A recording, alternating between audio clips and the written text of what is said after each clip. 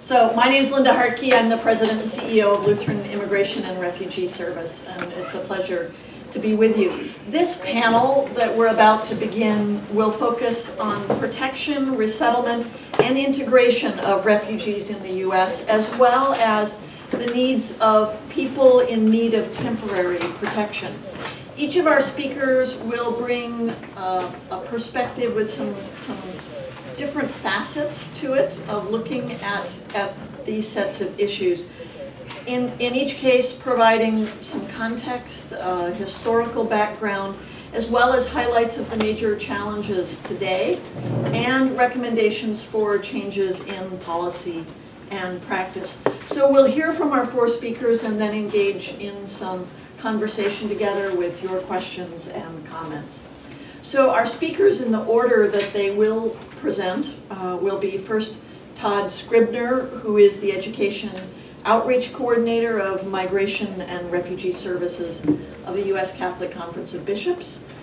His colleague Anastasia Brown, who is the Director of Resettlement Services at USCCB. Claire Bergeron, who is Associate Policy Analyst of the Migration Policy Institute. And Don Kerwin, who nobody has had yet the pleasure to really introduce, but Don, who is our host and Executive Director of CMS. So with that, let's begin with the panel, and we'll hear first from Todd.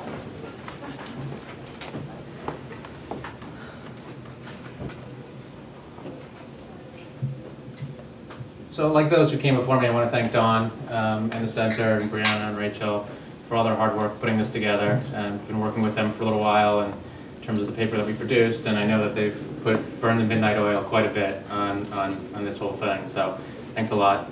I'm going to take a slightly different approach from the earlier panelists that we've heard from today.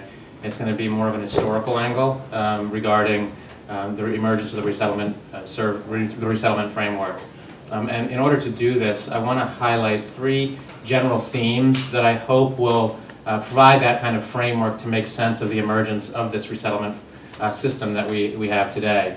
And I think following me, Anastasia will come up and she'll kind of contextualize it into more of a contemporary, current day situation.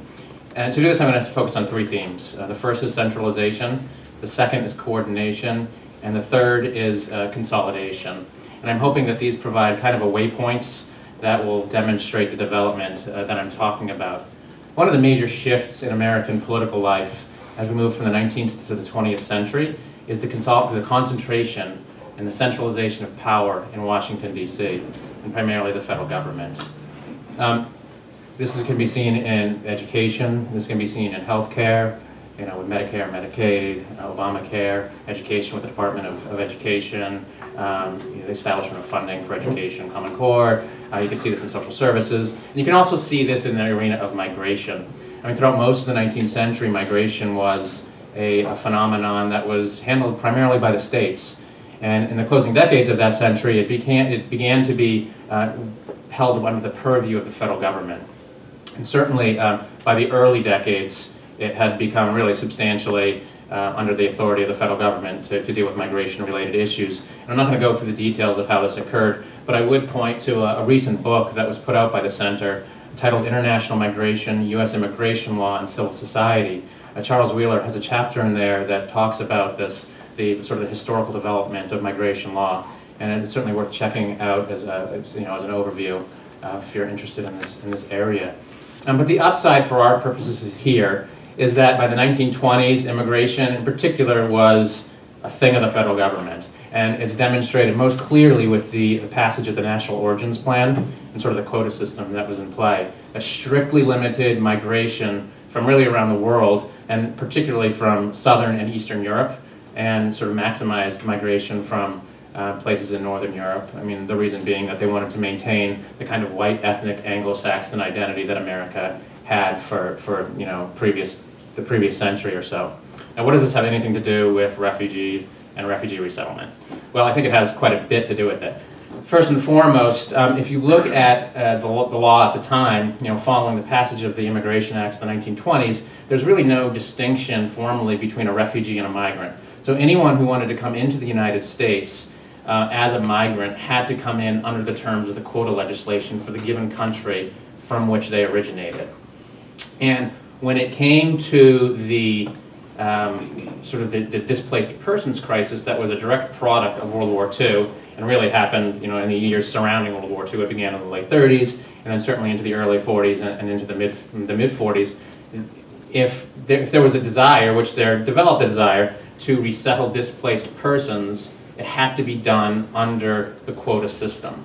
And this is a system which is wholly inadequate for resettling large numbers of displaced persons from Europe, which was really what the goal of a lot of organizations was at the time.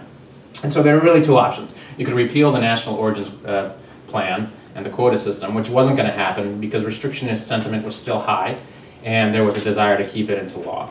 Or you'd have to pass emergency legislation. And the emergency legislation, which was eventually passed in 1948, was the Displaced Persons Act. And the Displaced Persons Act allowed the federal government around the United States to resettle large numbers of displaced persons, up to about 205,000 over the course of 2 years was I believe was the goal itself, outside the quota system as such. And so, from 1948 to 1950, they were allowed to do that. But you needed that special legislation. Now, stepping back for a minute, we can move into this notion of coordination and sort of the second theme that I'm talking about. The coordination of resettlement on a national level as well by the federal government. We can step back and look sort of at the role of the federal government perhaps. This is perhaps a little oversimplistic, but I think it's still helpful. If you go back to the 19th century, when we're talking about the federal government's role, or even the state government's role in greeting migrants, it's somewhat more passive. You'd have boatloads of migrants coming from Europe, landing in a port city. They'd be processed by the local officials, and they would be deemed eligible to enter, or they'd be sent back to their country of origin. It's somewhat more of a passive process. But when you talk about the displaced persons process, you're talking about a situation where it's much more proactive. Where they're actually going into the camps in Europe, some organization, some agency of the federal government, and they're seeking out people to resettle into the United States, sort of overseas. So it's a much more proactive. And that requires a tremendous amount of coordination by the agencies involved in doing that. And being that the major agency, sort of on the macro level, was the federal government, they had a very strong coordinating role in this entire process. Alongside the federal government and their role, you have a lot of voluntary agencies that were involved in this as well. The United States Conference of Catholic Bishops, which was the National Catholic Welfare Conference at the time. You have HIAS, you had LIRS, you had Church World Service, you had a whole number of organizations that functioned as voluntary organizations in the process of resettlement. And so not only did the federal government help to coordinate the activities on a large scale, but they also worked with these voluntary agencies to coordinate their activity in the process of resettlement. And so you have this strong coordinating function that took place following, and even previously, slightly before the passage of the Displaced Persons Act of 1948. Now the relationship with the voluntary agencies, and this is really important because it laid the foundation for what we have today, grew from about 1948, 1945, 1948 to the present. That over this 50, 60 years, you have a much more intertwined relationship between the federal agencies involved in resettlement on the one hand, and the voluntary organizations that took a role in this process as well. And so oftentimes it became increasingly intertwined with the emergence of new crises.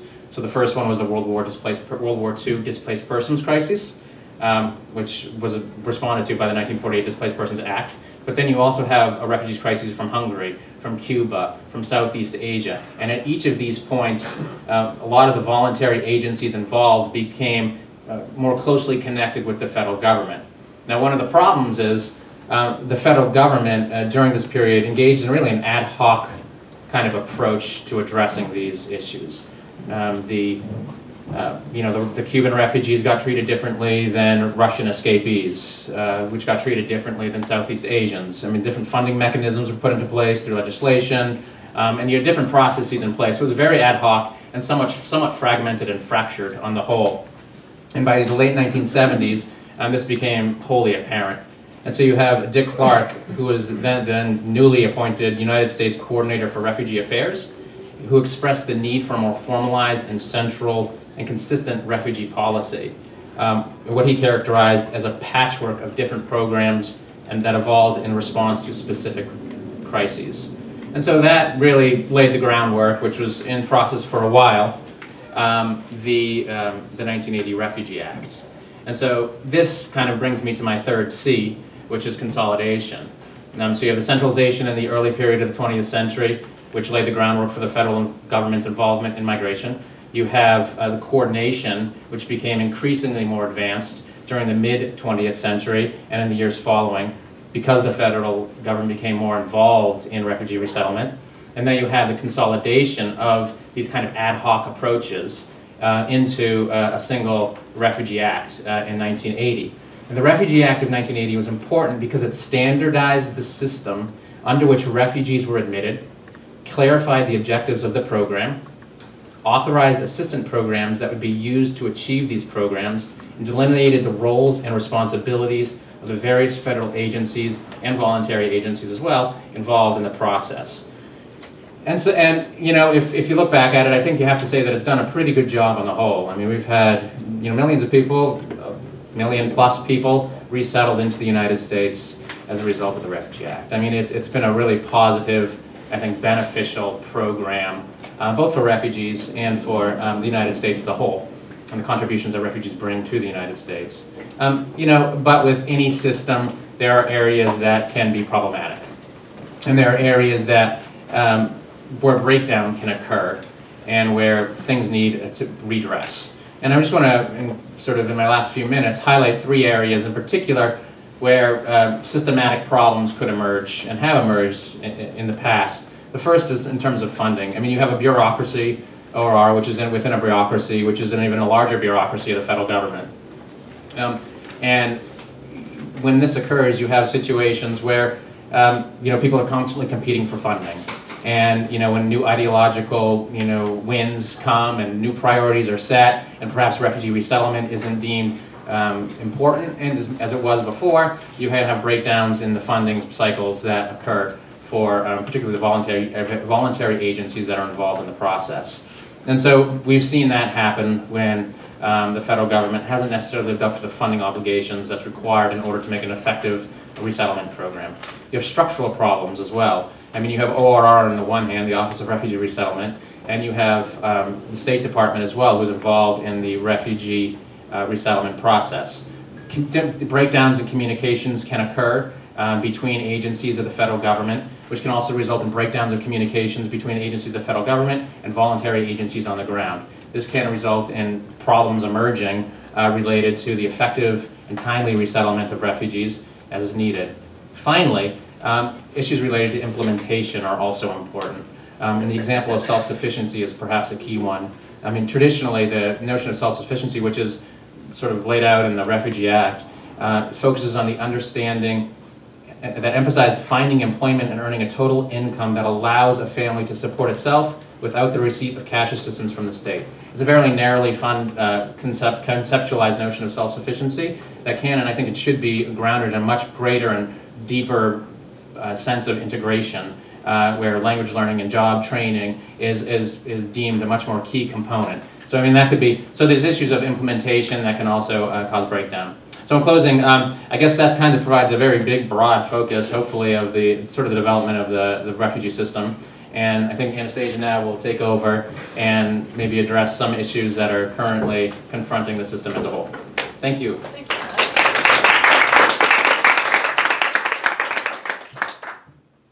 We adjust for height. Can you hear me in the back there? All right, thank you. So I'm Anastasia Brown. I work with the U.S. Conference of Catholic Bishops in the area of resettlement of refugees. And when we began looking at this paper, Todd and I decided that we wanted to concentrate on the domestic side of resettlement, because the overseas side of resettlement has received quite a bit of attention and some studies, etc. But there is an awful lot going on the local domestic side, which hasn't necessarily received the same level of attention. So refugees, we have a very proud history of resettling refugees in the United States. And as Todd said, an act, which is a good act, which has in fact helped almost 3 million people or more.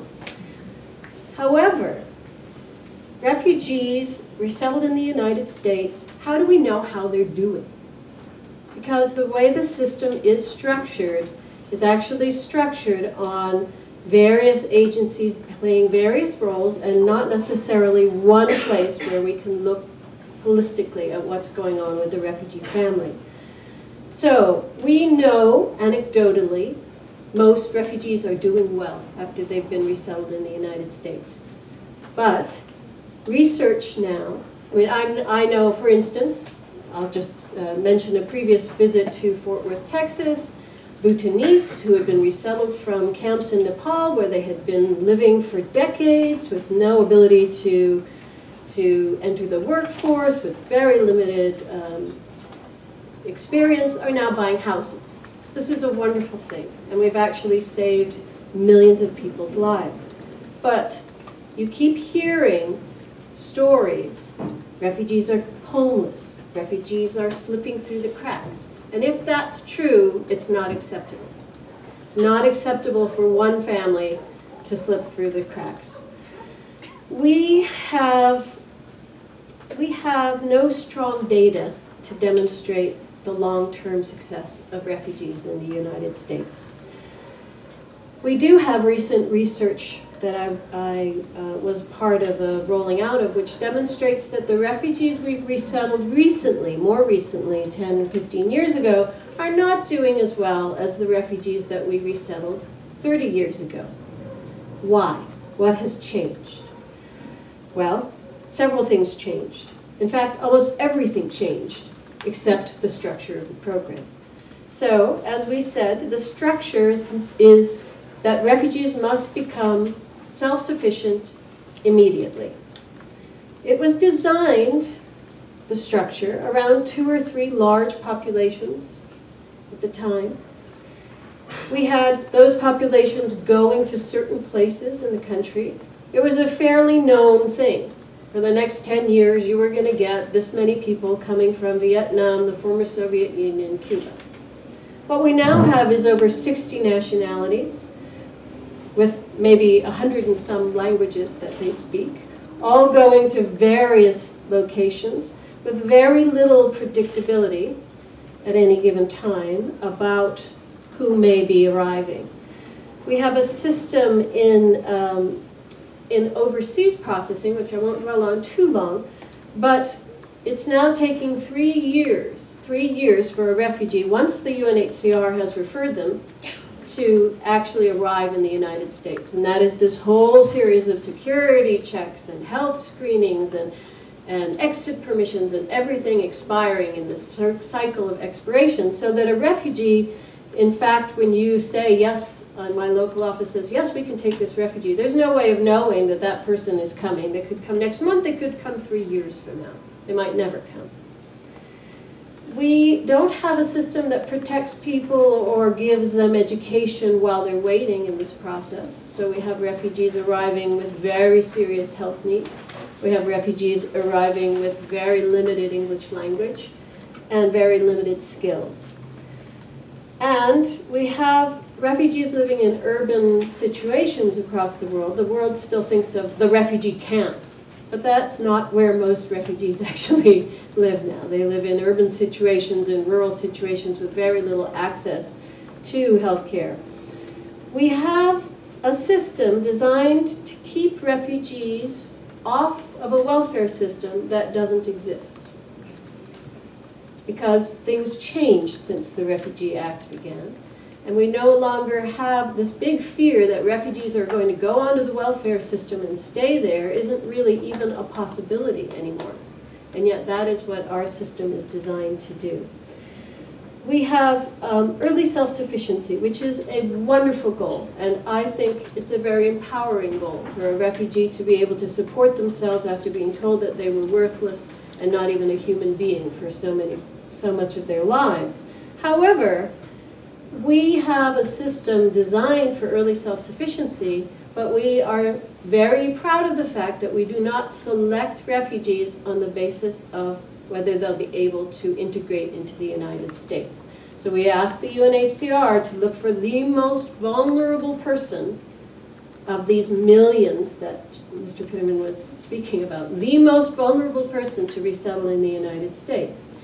And that most vulnerable woman who has been through incredible trauma and has no husband, no education, and 5 children who are under the age of 12, early self-sufficiency is possible for her, but it's not necessarily possible in the first 3 months that she arrives.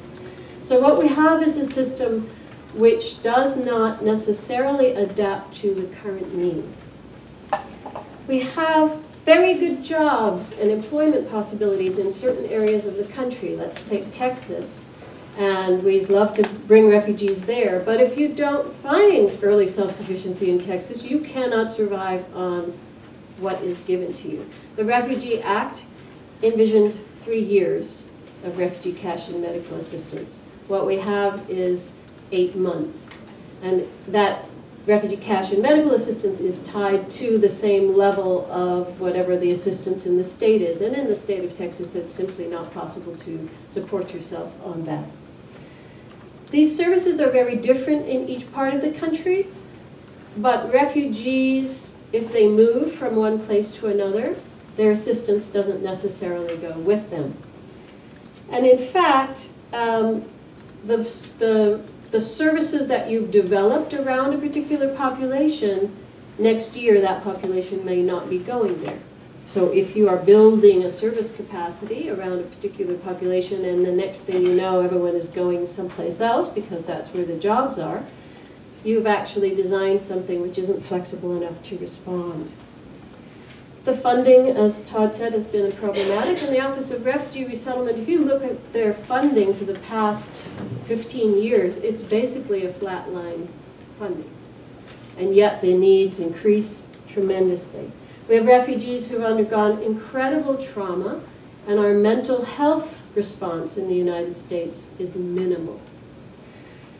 All of the programs which the Refugee Act envisioned, the English as a second language, the long-term case management, have been whittled away slowly through the years.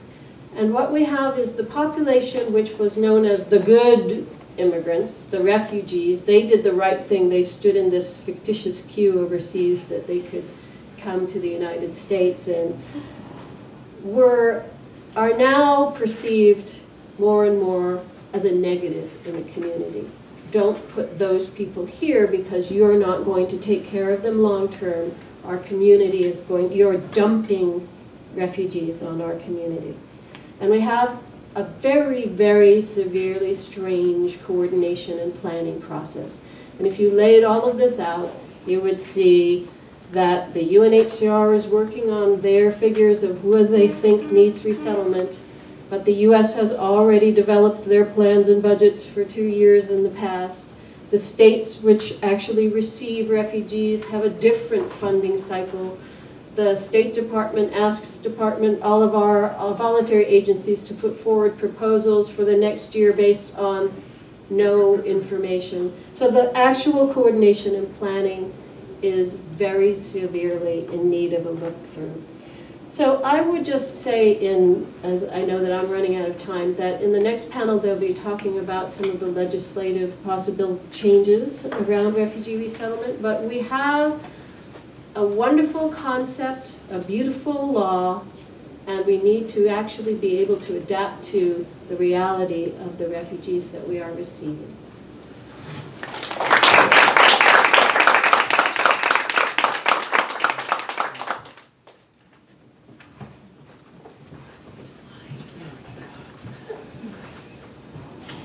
Hi everyone, my name is Claire Bergeron. I'm an associate policy analyst at the Migration Policy Institute in Washington, D.C.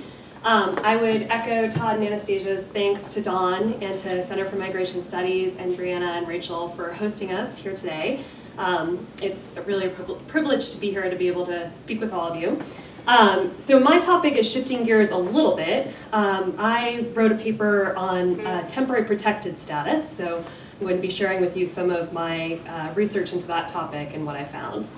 So I imagine that most people in the room are pretty familiar with the TPS regime, but by way of brief overview, in case there are those who are not, Congress created TPS through the Immigration Act of 1990. TPS essentially provides temporary protection against deportation to individuals who have it, and also allows those individuals to apply for work authorization. The idea behind TPS was to provide a temporary safe haven to individuals in the United States who are unable to return home to their home countries because a situation there had arisen that made it unsafe for them to do so, such as a war, an environmental crisis, natural disaster, things of that sort. And I think one very important distinction that really links with some of the topic that we were discussing this morning is that unlike asylum, to be granted TPS, you don't have to make an individualized showing of harm. TPS is country specific. Once a country is designated for TPS, the nationals of that country may apply for it. There are other criteria. There are certain criminal convictions that are disqualifying, et cetera, but each person applying doesn't have to individually show that he or she fears persecution upon return. So currently there are 8 countries that are designated for TPS benefits. There are approximately 340,000 TPS beneficiaries, if you look at the latest designations in the Federal Register. And the bulk of those beneficiaries are nationals of El Salvador. There are about 212,000 Salvadoran TPS holders, so they make up the majority of the TPS population in the US. And so I think the reason that I started thinking about TPS originally and sort of got interested in writing about the topic was that I think that there are a number of reasons to believe that the demand for TPS and the demand to designate additional countries for TPS will increase in the coming years. And those include things like many scholars have found that people who are fleeing their countries of origin currently are just as likely to be fleeing sort of generalized conditions of violence or environmental conditions as they are to be fleeing individually targeted persecution.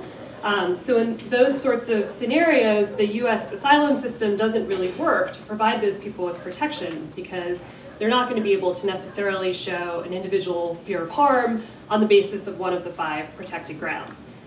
There's also been research showing that there's likely to be an uptick in political instability around the globe in the coming years.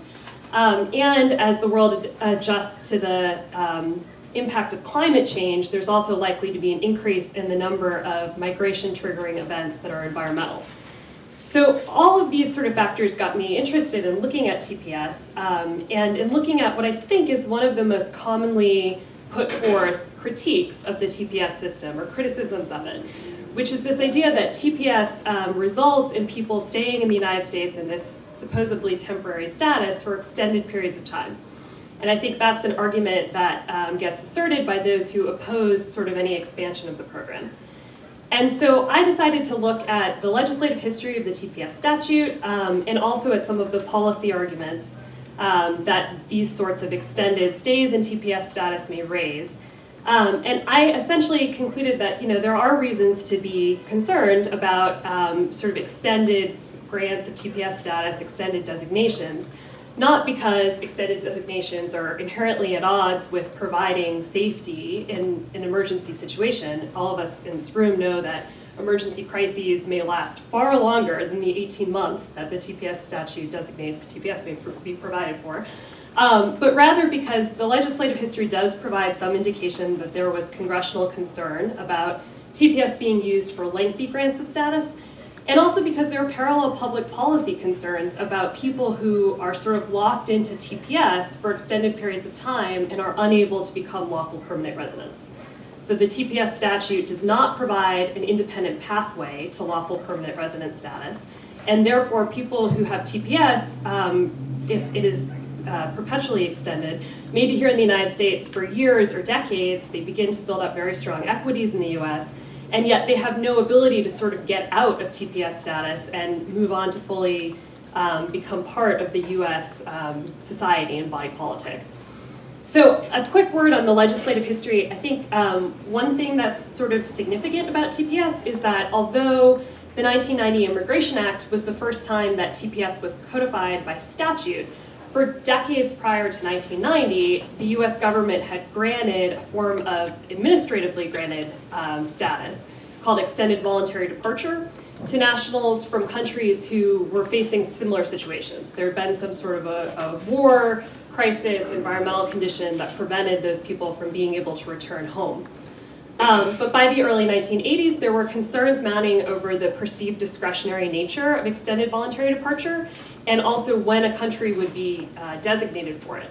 And there was a lot of concern that the Reagan administration had decided not to grant EBD to El Salvador, even though there was ongoing political violence in that country at that time. And there was some concern that this may have been a politically motivated factor rather than based on sort of the situation on the ground and the actual harm people would face if they had to go back to El Salvador. So from that perspective, TPS was in some ways an attempt to make the criteria more transparent in terms of when a country could be designated for this type of temporary protection. The legislative history doesn't indicate that Congress, at least orally, actively considered what would happen if these sorts of crises that triggered a TPS designation went on for decades. But there is a lot of discussion and some indication that there was concern about TPS being used to grant protection for extended periods of time. And one sort of significant thing, I think, is that the final bill that emerged out of the legislative conference cut the amount of time for which a country could be designated for TPS in half. The House bill for the Immigration Act of 1990 has set it at 3 years. It got cut to 18 months, although it may be extended. And in addition, Congress made quite clear that in order for TPS holders to adjust to permanent resident status, for Congress to pass a bill like that, the TPS statute provides that it has to pass by a supermajority of the Senate. So another sort of indication that there was concern about this providing long-term protection. I think that a perhaps even more compelling reason why long-term grants of TPS status without any mechanism to become lawful permanent residents may be problematic, however, is the public policy issues that they raise. So TPS provides a pretty limited benefit. You're able to get protected from deportation and work, but you're not able to sponsor family members. You're not eligible for most public benefits. You're not considered as having been admitted or paroled into the United States for purposes of adjustment of status through an immediate relative family member. And so this really creates a class of people who are sort of stuck in legal limbo for extended periods of time. And it also runs contrary, I think, to a long-running history of US immigration policy that allowed nationals who were originally granted some sort of temporary permission to enter the United States because of a crisis to eventually adjust status and become lawful permanent residents after a number of years had passed. And these actually include scenarios that have been already mentioned today, a 1958 law that permitted over 30,000 Hungarians paroled into the country following the Hungarian Revolution to adjust status, become permanent residents. The 1966 Cuban Adjustment Act permitted more than 1 million Cubans who had been paroled into the United States to adjust status. A 1987 law permitted people who had been granted extended voluntary departure to take advantage of the IRCA legalization program. And so I think in this way, the current TPS program does seem to be something of an anomaly, perhaps with things like DACA and the extension of these provisional protection schemes less so, but I do think it is a significant difference from the way that US immigration law has acted before. So the final part of my paper looked at ways that could remedy this problem. I considered amending the refugee definition so as to allow more people who are currently getting TPS status to be able to qualify for refugee status. I conclude in the paper that that would be somewhat tricky, given that the US refugee law hews very closely to the international law definition and generally does require a particularized showing of harm. Another approach would be to adopt the European Union's method. The European Union grants subsidiary protection to some individuals who don't qualify for refugee status, but who demonstrate that they cannot return to their countries due to a real risk of suffering serious harm. And various countries have sort of defined what real risk of suffering serious harm entails to provide more protection than the baseline sort of requires them to. I think one issue with that is that the European Union does require an individualized showing of serious harm in order to receive subsidiary protection. This could be somewhat problematic in that TPS does function to provide sort of a blanket form of relief to people from a particular country rather than to people who are individually facing persecution. But a benefit of the subsidiary protection scheme is that it sort of recognizes that people could be granted temporary protection, and then if their temporary protection gets extended for long enough, they're allowed to apply for permanent status. Another sort of option would be a series of administrative changes that would enable more people who currently hold TPS to take advantage of existing immigration law pathways to permanent residence. These sorts of changes have sort of become all in vogue recently in terms of the discussion because they seem to be one of the only things that can get done in the current policy environment. But I think ultimately, as is the case in many of these debates, I ultimately conclude that what really needs to happen is a legislative fix. And arguably a legislative fix would have to allow people who have been in TPS status for a certain number of years and have remained in the US in that status to adjust status to become lawful permanent residents. I think that obviously involves drawing a line as to how long one would have to be there. I believe that 10 years is a consistent line to draw that's consistent with other elements of US immigration law. And I think that could be paired with some proposals that make it easier for people whose TPS status has been ended after shorter periods of time to return home. So there have been a number of studies that have looked at sort of factors that make it more likely that people will voluntarily return and that they'll return in safety and in dignity.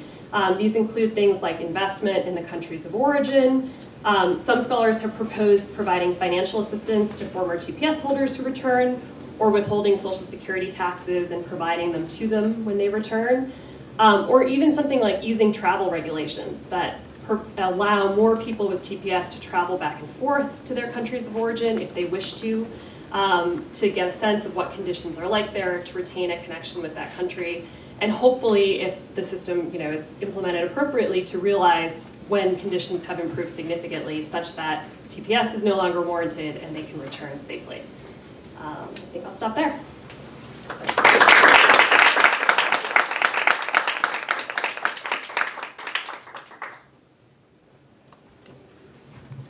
So I really want to commend Claire's superb paper to you. It's really quite terrific.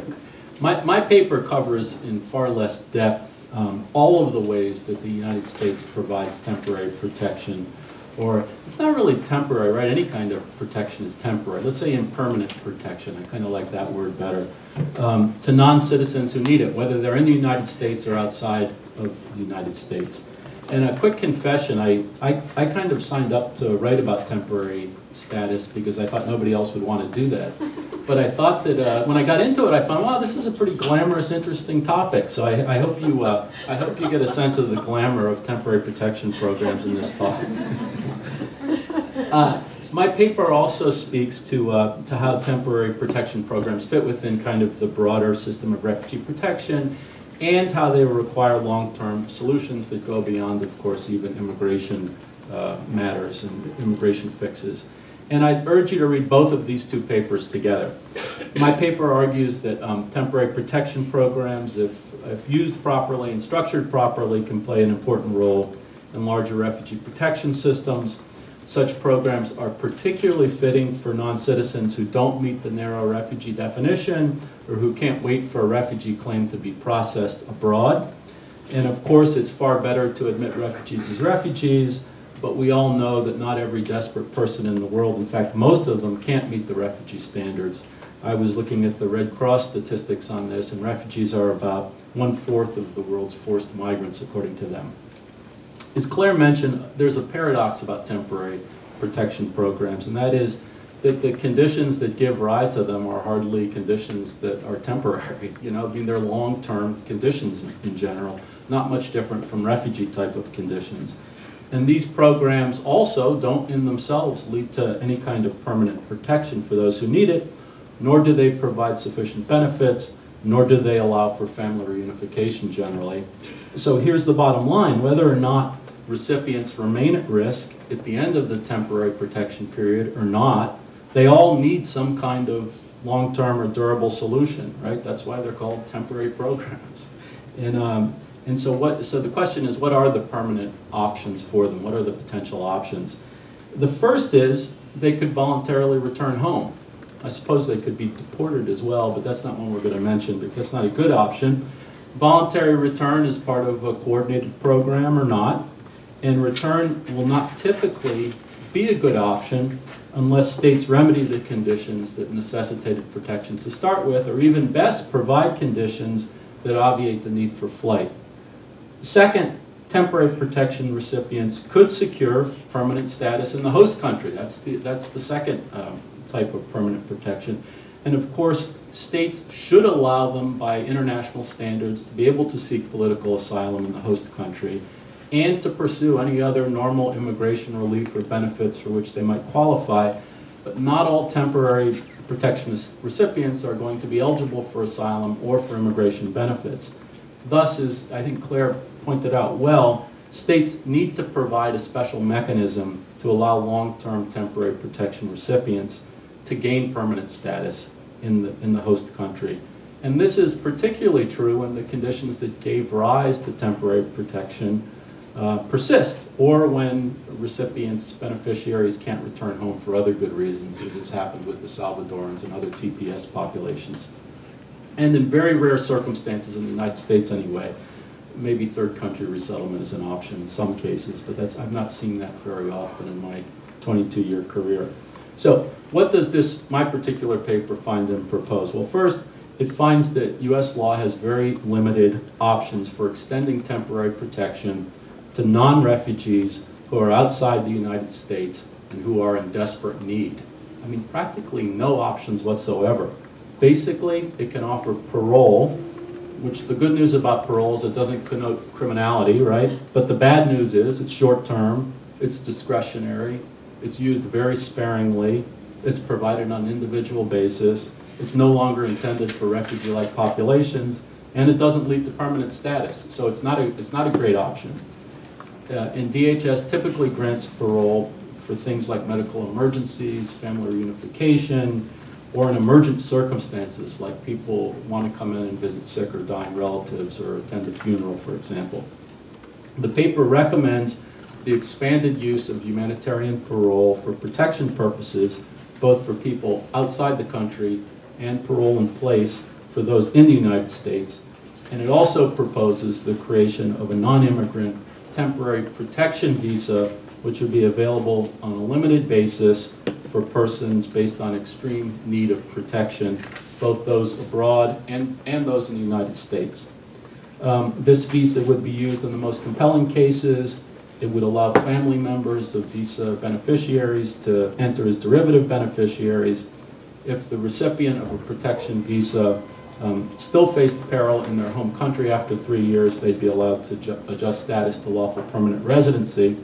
And this sounds like a familiar model, and it is because it's the T visa or the U visa model for trafficking victims or victims of crime who assist in the prosecution and the detection, I guess, and the pursuit of criminals. And it's also akin to the subsidiary protection model, but it's also available to people abroad, which I don't think subsidiary protection is. So who might be eligible for a visa like this? I think we can all think of people at extreme risk that otherwise fall through the cracks of our refugee protection program. I was talking to government officials and asked them, like, who did they think was the key beneficiary of something like this? And two of them said, vulnerable people in refugee camps, particularly women who are victims of sexual violence, who have kids, who don't fall within U.S. refugee resettlement priorities. Those are people that are not likely to get into the country otherwise unless there's this vehicle. Religious persecution cases, Mexican and Central American nationals, the kind that we're talking about these 2 days, who are at great risk but who don't qualify for political asylum but who are clearly endangered. Human rights activists, persons who assisted the U.S. military or U.S. agencies and faced reprisals abroad. We can think of people that are extreme risk, even more risk than most refugees, I'd say. Second, the U.S. should prioritize the reconstruction and development of TPS-designated states, particularly those in the Western Hemisphere.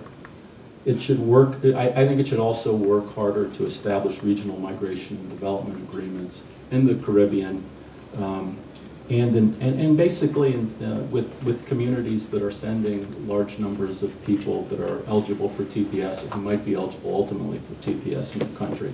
Now, I have zero illusions about the difficulty of addressing kind of conditions that drive people to migrate. Still, I must say, in reading this, it struck me as quite odd that TPS designated states in Central America and the Caribbean, and that's half of them right now, and let's add Guatemala to the mix just for good measure because of all of the kids that are coming from Guatemala. They receive fairly modest development assistance from the United States. As I read the numbers, it looks like Haiti, Salvador, Nicaragua, and Honduras, plus Guatemala, collectively receive less from the U.S. for these purposes than it will cost the U.S. next year to shelter the surge in unaccompanied minors from Central America alone, for example, right? So maybe we could be wise and shift a little bit of this money to address some of these conditions.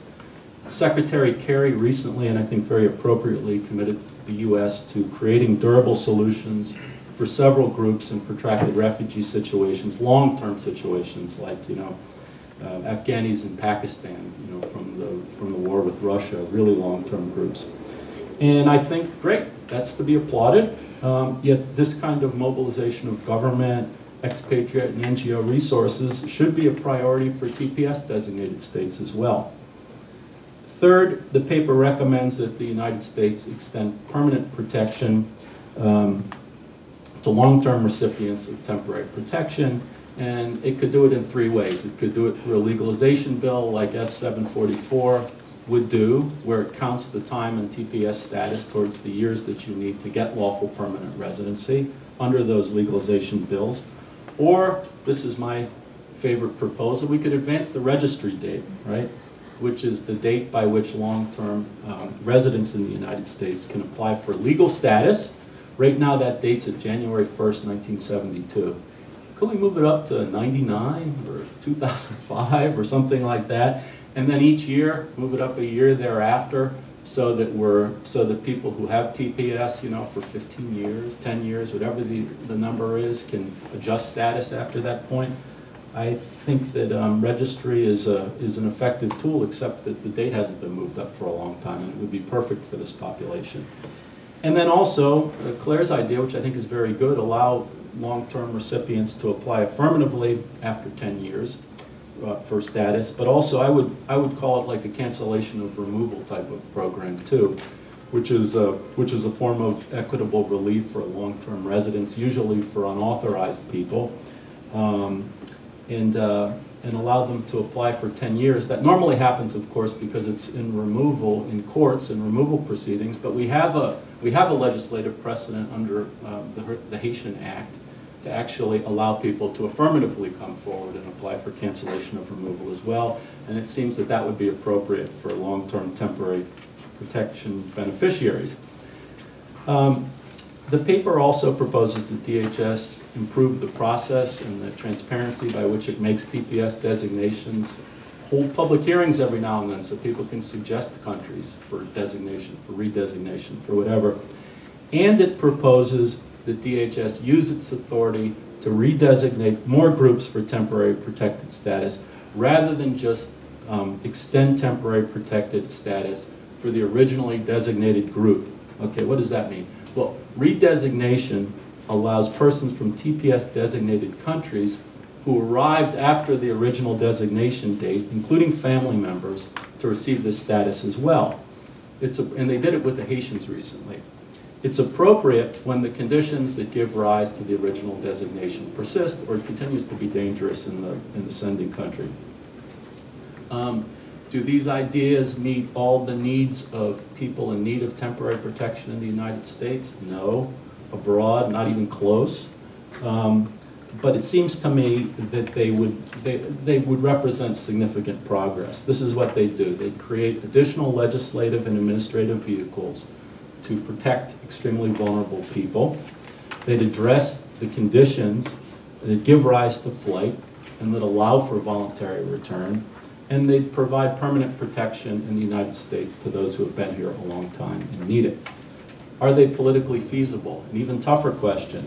Can anybody confidently answer that question at this point? I can't, But so with that caveat, I'd say, yeah, they're politically feasible, why not? But it seems to me that they can only gain traction if they're viewed as, first, covering those who would be truly endangered or imperiled. I believe that there still is a bipartisan appetite for protection of people that are at real risk. Second, that they're part of a broader strategy to address the root causes, if you will, but that involves development, rule of law initiatives, and a range of interlocking protection policies. And three, that they're seen as having integrity in the security sense of that word, in the sense that they're safe, secure, and ultimately they actually do lead to return of people in appropriate cases, okay? And finally, they have to have champions, these kinds of ideas, year in and out, because it's not going to happen anytime soon, which is hopefully that will be all of you. So thank you very much.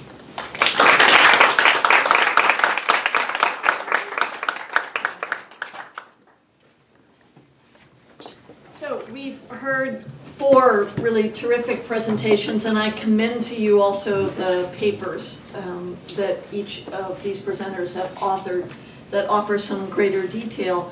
We've heard particularly their thoughts on refugee resettlement, integration, and temporary protection measures.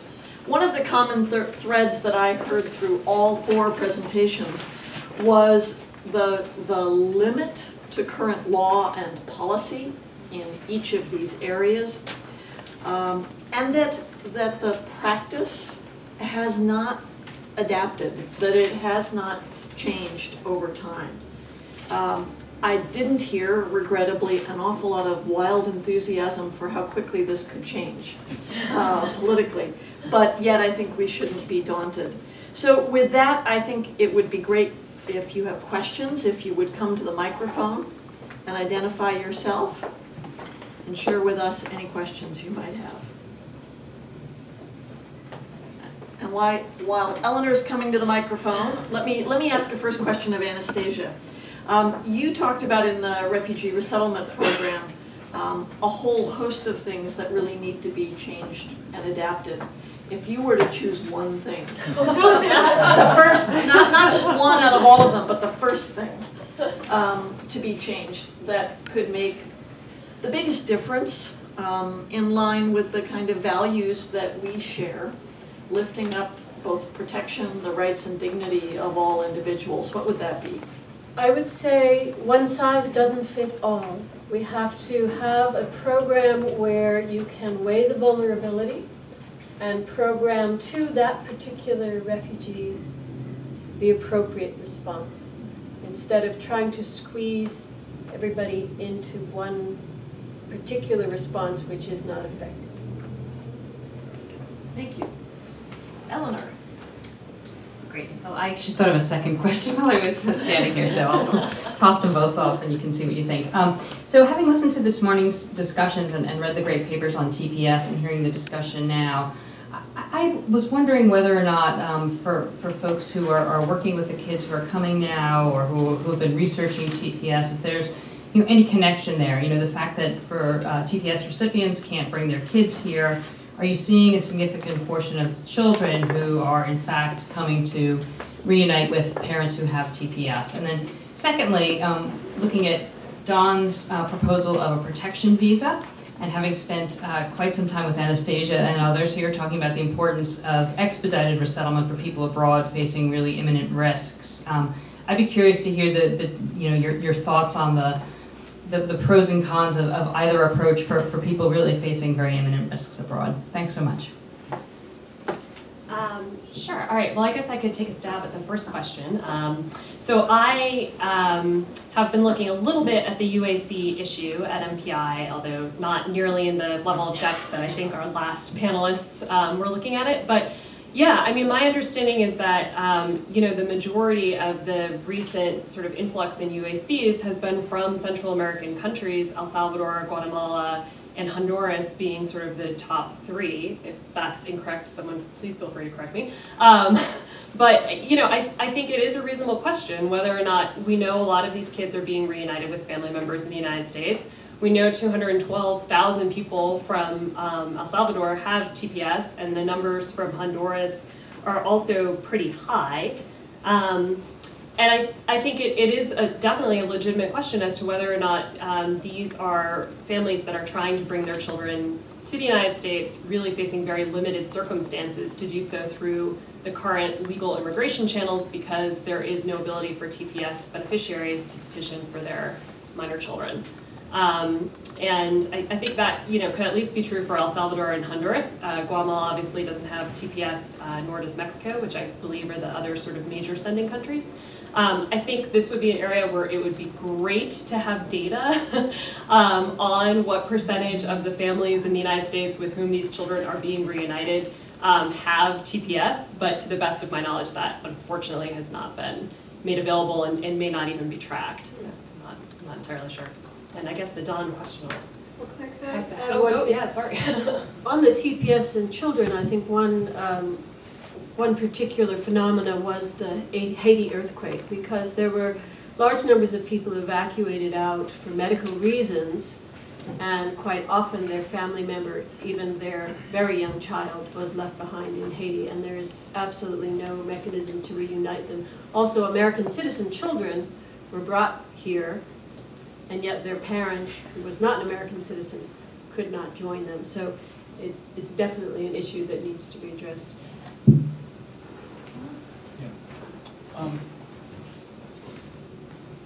I mean, it's hard to answer that, Eleanor, which is why you asked it, I guess.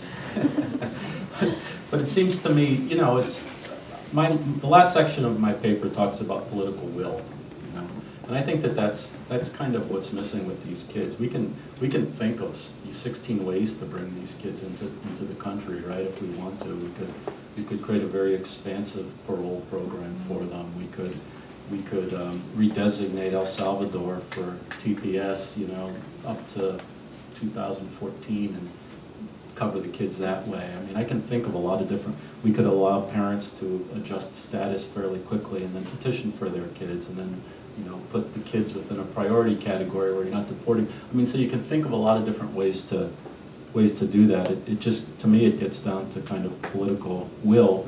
And then in terms of the question of expedited resettlement of refugees versus protection visas, I was thinking more in terms of protection visas, not for refugees, except if there's those cases where people are really at extraordinary risk who've been identified, need to get in really, really quickly, and but more to bring people in as refugees if that's at all possible. And for categories of people that we're not processing or that aren't priorities, that aren't going to get in as refugees, then the temporary protection visa. That's the way I was thinking about it. Please. Mark von Sternberg. I have a question for Don.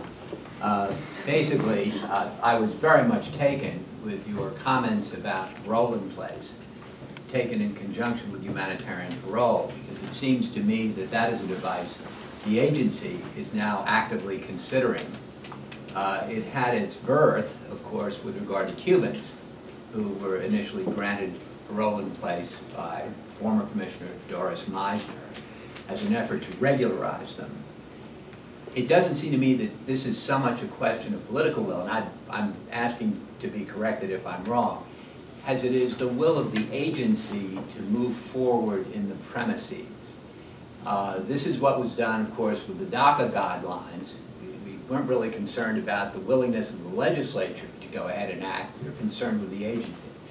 To what extent will this agency feel free, and I realize I'm asking an impossible question here, but in your view, to what degree will this agency feel free to go ahead and virtually forge this new agency-created remedy to bring about relief on a mass scale? I think they'll be very hesitant to do that, and they're not. It's clear that they're not going to do anything until it's quite clear that there's going to be no reform in Congress. Not even the most basic of groups are going to be admitted. Kind of out and through discretionary means, which is what parole is. So afterwards, I don't. When it does become clear to everybody that there's real recalcitrance and there's not going to be comprehensive immigration reform, yeah, then there'll be other groups that they'll consider, but not. I don't think huge groups like that. I mean, the Republicans are already talking about impeaching him if he does that. So, I mean, that's kind of the context, the political context. I think parole, you know, the 1980 Refugee Act, what it tried to do was to replace the use of parole to bring in hundreds of thousands of people. That was the whole purpose of the Refugee Act. And then parole was supposed to become kind of a case-by-case determination. Mm-hmm. So I think it's pushing to use parole for large groups like that, not for individuals. That's my own thought. Thank you, Don. Yep.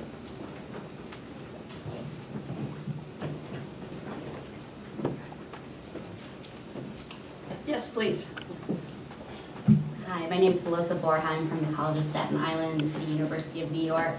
And my question is, I suppose for Todd and Anastasia, and also you perhaps, Linda, I'm fascinated by the attention to resettlement and the ways in which it's a very public-private, complex system. A colleague of mine likened it to a Rube Goldberg contraption because it is so complex and involves so many institutions.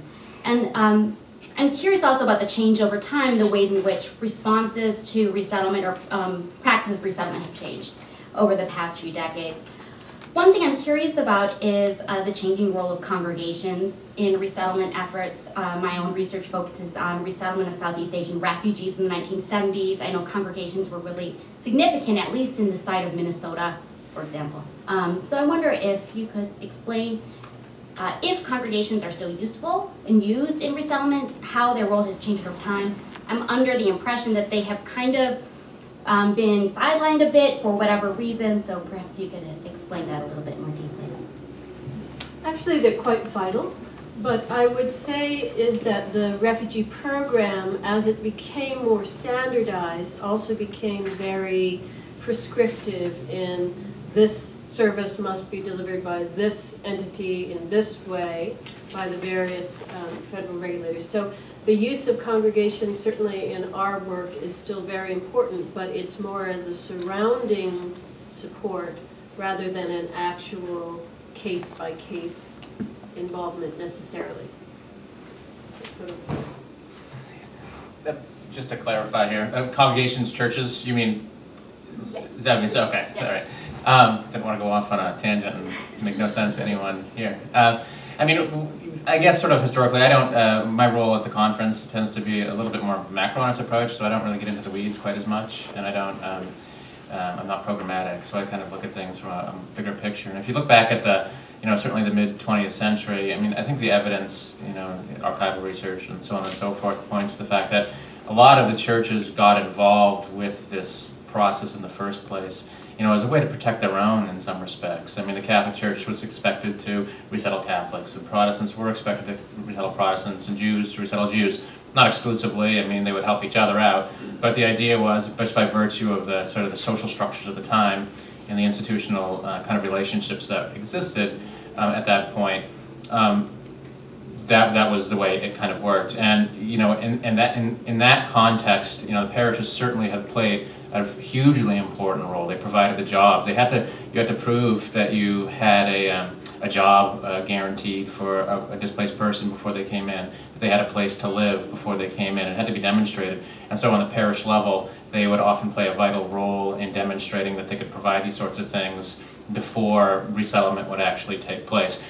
So that's sort of the backstory to that. And I think that, just to reiterate what Anastasia said, it's moved away as sort of the refugee resettlement.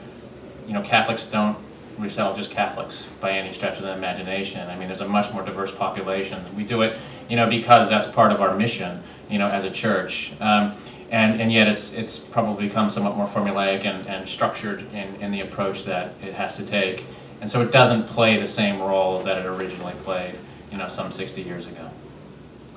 And I think I would add to that, in addition to the pressure of standardization, has been the shift in the program where the resources and support has shrunk to a shorter timeline, so that resettlement agencies are feeling that incredible pressure in those first 90 days and certainly within 8 months to ensure kids are in schools, people have some basic language, that they're employed, that they're getting basic medical attention, And in some ways that can squeeze out the engagement of individuals, families in local faith communities and congregations.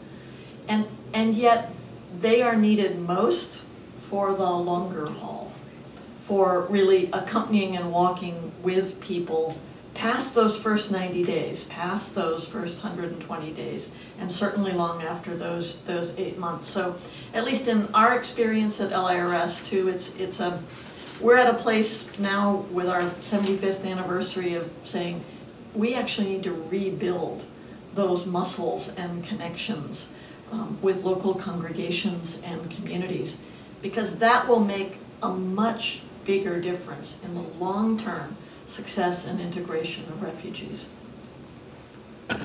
I'm Linda Rabin. I'm a faculty fellow at the School of International Service at American University, and I used to work for LIRS Refugee Works. What I will say is based on that experience and my own research on asylum and refugee issues. At the risk of being outrageous, or at least provocative, I think that the refugee system in the United States has become a comfortable backwater.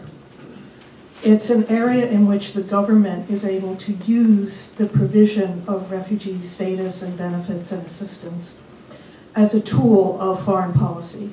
And that's how it's determined what group is going to get refugee status in the United States.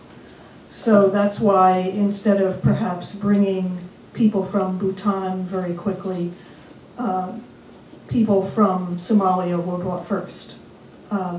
That's just one example of how those kinds of decisions are actually made. And the refugee agencies, the voluntary agencies, are in a very uncomfortable position of trying to carry out the mandate of the federal government at the same time as they're also trying to act as advocates for refugees. And it doesn't really work because of the limitations that are placed on the voluntary agencies. If there's going to be systemic change in the refugee system, I don't believe it's going to come from the voluntary agencies because of the constraints that are placed on them by the law. It has to come from somewhere else. The question is, where will it come from? I think one possibility is that it is going to come from the congregations that the refugee agencies are linked to. And how is that task going to be realistically going to be carried out? How is a movement going to be created that can effectively bring pressure to bear on the government? Thank you. Any response? Anastasia?